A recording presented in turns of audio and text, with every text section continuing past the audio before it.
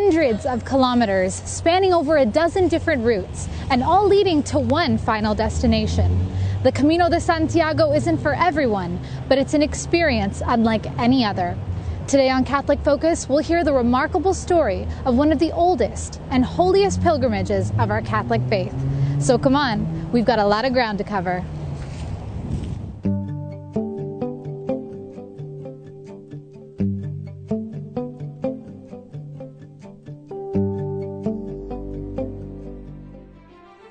El Camino de Santiago, or the Way of St. James, is the name given to the road that pilgrims followed in the Middle Ages to get to the city of Santiago de Compostela. The Apostle St. James the Greater, or Santiago in Spanish, was an evangelizer in the ancient land of Spain. Many of the modern pilgrims are Catholics. One of the reasons to complete the Camino is the belief that walking it serves as a form of penance for sins. If you want to complete the entire trek, there are a dozen different routes, ranging from 900 to 100 kilometers. It'll take about 30 days at 30 kilometers a day to complete the entire Camino. Father Martin Hilbert of St. Philip's Neri Oratory is no stranger to the Camino. He's done it twice, once on a bike and another time with a group of parishioners. He shares his knowledge with us about the history of the Camino. Where does St. James play into Santiago de Compostela? There's the very pious legend that St. James, before he was beheaded by Herod Agrippa in the year 42 or so, that he made an apostolic journey to Spain. Didn't have much success, but did gain two disciples, St. Athanasius and St. Theodore. One legend has it that these two disciples took him back to the place where they came from, Galicia, in the very northwest of Spain. Another legend has it that his remains were put into a rock or a boat and got there on their own power. One really doesn't quite know how they got there, but it is clear from archaeology that there was a tomb dating from about the right time, the 1st century or so, that could have been the resting place of the apostle. Pope Leo XIII in 1884 wrote a bull, Dominus Omnipotens Deus, in which he gave papal authority to the reality of the relics of St. James in the cathedral, and along with his two disciples, this Athanasius and Theodore as well. There are many different routes a pilgrim can take to reach Santiago de Compostela. The Camino Frances, the French route, is considered to be the most popular, with over 90% of the pilgrims walking along it. It starts in France in Saint-Jean-Pied-de-Port and follows an old Roman trade route into the west. The Camino del Norte, or northern route, runs along the northern coast of Spain. It is known for its beautiful views of the Spanish seaside and its wealth of ancient monuments, churches, and monasteries. It is considered the most challenging of the routes due to rough terrain. Other well-known routes include the Camino de la Plata, or silver route, that comes up from Seville, and the Portuguese route that begins in the city of Porto. The Way of St. James, the Camino, the difference is that it's a moving pilgrimage. It's not just one place. Yes, there is the historical, or the place that tradition says that St. James is buried there, but it's the whole way, whether you start in France, whether you start in Germany, in Belgium, in the south of Spain, or in Portugal, wherever it is, that makes up your whole pilgrimage. That's what's different about the Camino. I found two other Camino alumni at the oratory, seminarians Curtis Miller and David Reitzel with the Diocese of Hamilton, Ontario. I spoke to them about their experiences on the Camino. I think it was Curtis's decision to walk the Camino, or at least he introduced the topic of it. I was in seminary for 1 year before he entered, and we'd have email conversations back and forth, and he was thinking of entering seminary as well, and he wanted to do something as a transitional kind of event, or something that would transition into seminary. We chose the French route for the most part because it's the most popular one. And so all the guidebooks, or most of the guidebooks that you read, will talk about the French route, and it'll lay out the French route. and it's the one that has the most albergues, most places to stay. And so if you're going for the first time, it is the most comfortable one to go on. So there's a lot of people who are walking the Camino who are just kind of, trying to find themselves or are looking for something. And so giving that witness to the faith, David and I were constantly praying the breviary, constantly praying the rosary along the way, and always looking for like Catholic pit stops, so to speak, like these different churches and stuff like that. So it was good to be able to witness to the faith to people who are either fallen away Catholics or people who don't know anything about the faith.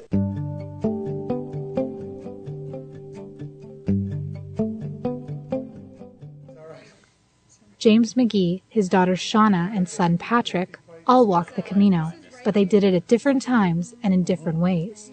I got a chance to sit down with them and hear about their experiences. What inspired you to walk the Camino de Santiago? The reason I decided to walk the Camino was varied, like it is for most people. But I had recently sold a business that I had spent a career building, and I was in a bit of a transition, and I thought it would be a good way to mark that transition period. Well, my father had just come back a few months before and was really on cloud nine about it, and I had a transition in my life coming up. I was going to start a new job, and as many people that you meet on the Camino have some sort of change coming up, and it seemed a good way to go and do a lot of thinking about it, and a very nice holiday as well. I didn't really have a timeline. I think I had about 35 days in Spain, so that gave me a lot of leeway. The flexibility of it is great. Like if you want to walk a lot, you do. If not, your whole purpose is just kind of to walk and to enjoy the way. The Camino is a tradition. It's gone back almost 1,000 years. And that culture of hospitality is present throughout the whole walk. Everyone knows the Camino is special. And everyone does it for their own reason. And the locals support your pilgrimage in many ways. It really just started being populated again in the 70s. Priest remarked the way and made it accessible, made it well marked, and albergues stopped popping up. Any service possibly you can imagine is offered on the Camino. It's this unique experience, and quite often the people running them have made it sort of a vocation of their lives to take people in and foster this community of pilgrims. I think that's why people walk it by themselves, because you're open to meeting other people, and you share experiences of why they're walking the Camino, about their life, what's happened in the past, what's going to happen in the future, and they're all very riveting and exciting stories. One man was dealing with the death of a child. Another one, in my case, it was a transition to another phase of my life. I think it just lets you be more honest and open with yourself. It just the conversations you have, the different people you meet, you just learn so much about people. Tony was my Spanish friend. He was my first companion along the way. His English wasn't very good, and my Spanish wasn't very good. So, but we communicated, and you learn how to communicate through food, or through prayer, or through exercise, or through emotions, through facial expressions. But Tony and I decided to pray the rosary together, and of course I would use my language, and he would respond in his, or he would lead in Spanish, and I would respond in English. It created a bond between the two of us, a very special bond. I don't think he had prayed the rosary for generations, and he was excited when I said it's time to say the rosary, and oh yeah, and it's a great memory that I share with Tony today. What were some of the hard parts of the Camino? Did you ever fall sick? Was there any time that you physically were unable to keep walking? I only stayed in 2 hotels, the first night and the last night, and I must have slept in a bit. I must have been jet lagged, and as a result, I got a late start. Got my passport, and I started to walk. And it was about an hour into it, I realized I was walking the wrong direction. I was walking towards France. Corrected my actions, went out into the country, took a wrong turn, and it got dark. And I was on the road which I thought was the Camino. The road eventually ended. I was in a farmer's field that was flooded. There was no place to lay down. It was about 10 o'clock at night, and it was getting cold. And I remember one note that I'd read, if you ever get lost, don't keep walking. Go back to the last spot that you remember where you were on the right road. And I turned around, and at about 11 o'clock, I finally got back to the road and found a place to sleep that night. It was a precarious start to my Camino. Everyone has some sort of trouble with it physically, but it's really, really neat because you see how your body gets stronger and stronger, and by the third week and the fourth week, it's night and day. Everything's calloused over. You've built the right muscles where you need to build them, and you're a walking machine by then. The same way we deal with difficulties during the Camino, the way we deal with tiredness, the way we deal with frustration, with pain, the way we deal with, I guess, the welcoming of other pilgrims, the way we approach other pilgrims, it reflects to us things we need to learn or things about ourselves, the way of how we deal in daily life with other people or with our own tiredness, or the way we notice beauty, the way we notice life, the way we make decisions.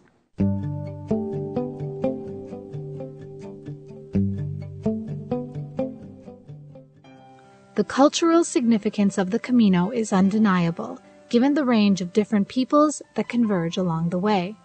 But the Camino is first and foremost a Christian tradition, a route that has been followed by the faithful since the Middle Ages. The Camino, I think, is a wonderful opportunity to grow in one's own faith. It's an opportunity to pray for an extended period of time and to be reminded of the tradition that went before.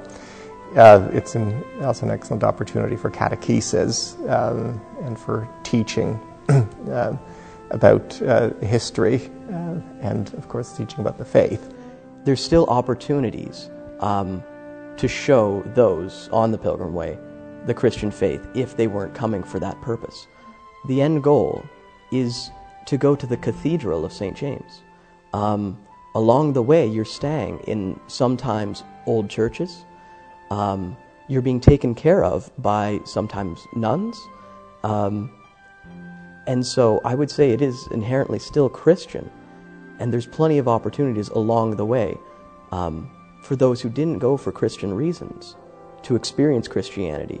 If you're a young person and you still consider yourself Catholic and you want to do the Camino, I say give yourself to that spirituality. It will definitely enhance the way, the Camino that you're going to embark on. So it's often one of the things I encourage young people, we encourage each other, is not to be plugged to anything, no MP3s, no iPods, no nothing, so that we can just really plug into what the Lord will reveal to us at that moment.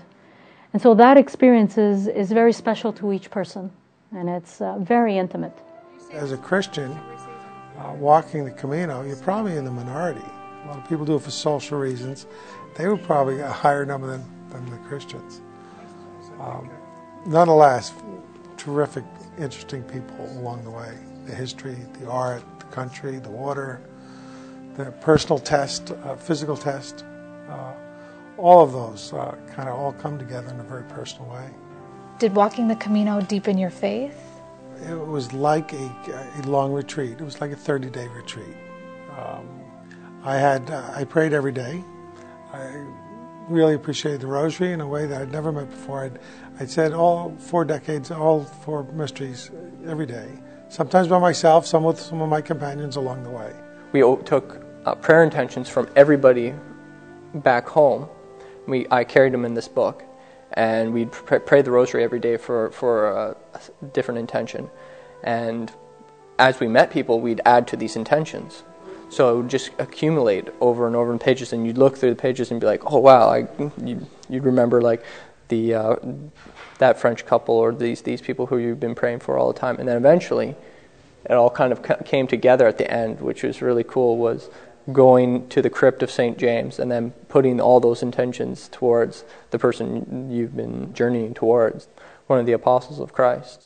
When I prayed for people, which I did every day, you learn that everyone's got very special gifts that we often overlook in our day-to-day lives. But when you have an opportunity to pray for them and with them, even with those that have died, all of a sudden it becomes very crystal clear how unique and special they are, and what kind of gifts they bring to life and bring to your life, to my life. And you become more appreciative as a result. I did.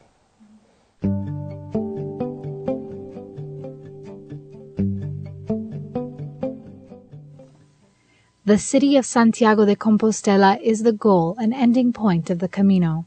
Thousands arrive each day at the cathedral to mark the end of their pilgrimage. You always hear people talking about Compostela. The Camino is geared towards Compostela, but you've never actually seen it yet.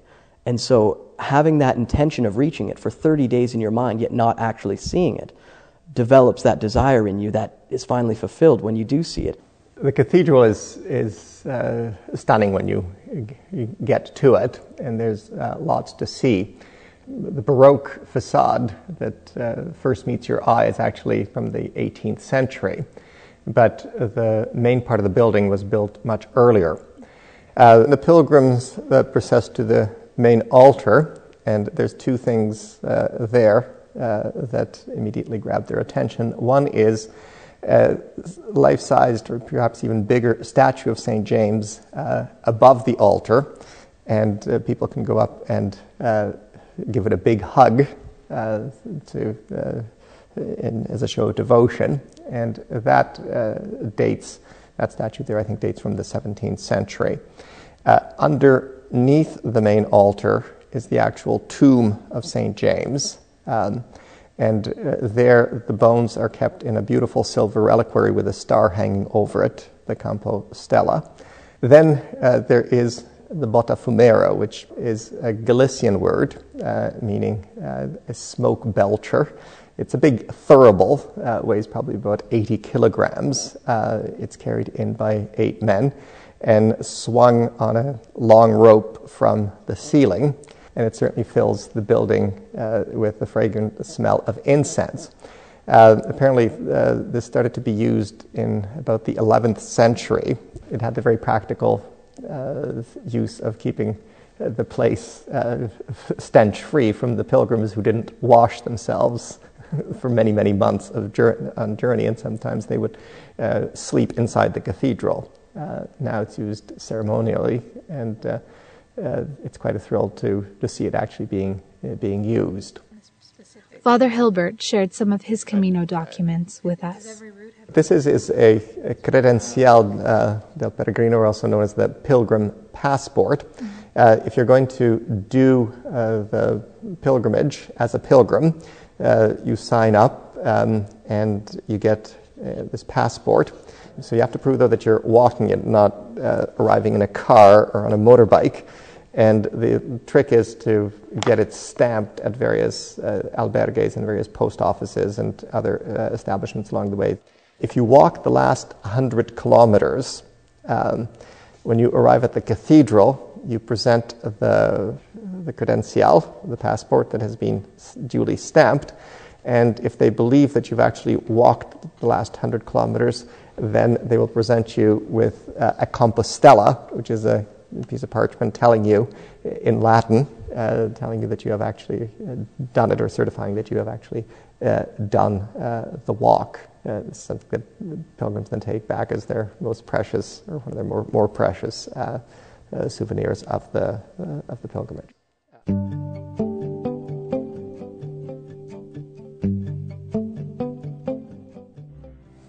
Yeah, I would tell people that are interested in the Camino that it's a great adventure. It's a very healthy exercise to do. You will grow physically, but you will grow spiritually as well. Along the way, you'll find a great appreciation for history. Pack light. I had a mother who's very much of a worrier, and she loaded me up with everything possible, and you realize that you eventually are just going to throw it away. So don't be afraid to rough it when you're doing the walk, because I don't know, I think it adds a little something to it. if I could give a suggestion to anyone who's thinking of walking the Camino, is go for a purpose. Our overarching intention the entire time was increase vocations to priesthood and religious life. And so every day as we'd pray our rosary, we'd always have one rosary dedicated to increase vocations to the priesthood and religious life, as well as other rosaries dedicated to the specific intentions that people gave us. And just having that focus, no matter what it is that you're praying for, but just having something to focus on really gives purpose to every day that you walk, something to offer it up for. There are times in one's life where one needs to make a big decision. There are times that one needs to do some penance, so it's something that one can keep on coming back to and benefiting from. The most important thing you need is the time, and if you have it, you can get on a plane and you can start tomorrow if you wanted. The Camino has taught me a lot about perseverance, a lot about looking for beauty, taking the time to stop and notice creation around me, notice the people around me, and greeting them and talking to them and living life with joy and simplicity.